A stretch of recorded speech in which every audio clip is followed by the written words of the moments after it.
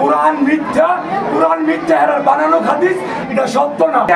হ্যাঁ, ভিডিও করে রাখলাম আমি কি সেই জন আমি বাইরে দুটাই আদনাম।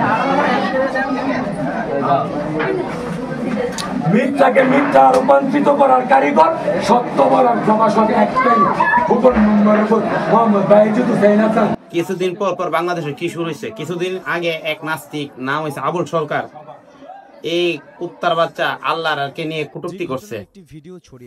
এই কটূক্তি করার কারণে তার বিচার যতটুকু হওয়ার দরকার ততটুকু এখনো হয় নাই। আর কিছু মানুষ নামছে তার পক্ষ নিয়ে, তারা কোন ধরনের মুসলমান আর কোন ধরনের তাদের ভিতরে ইসলাম ধারণ করে তা আমি জানি না।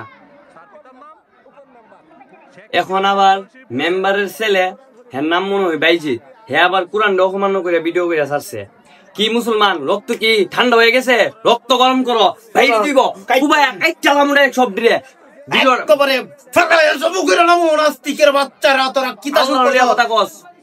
অপমান্য করস।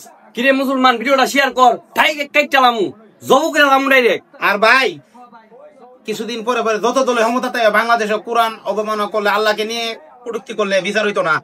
আপনাদের কাছে অনুরোধ, আলেম ওলামা দিককে আপনারা ভোট দিবেন আর নির্বাচিত করবেন, যাতে আলেম ওলামা ইসলামী দল দেশে ক্ষমতায় আসে। তাহলে কোরআনের অবমাননাকারী অথবা আল্লাহকে নিয়ে কটূক্তিকারী, রাসূলকে নিয়ে কটূক্তিকারী যত ধরনের জালিম আছে তাদের বিচার হবে। এছাড়া কোনো দল বিচার দিতে পারবো না, আমার মতে, যেটা আমার বিশ্বাস।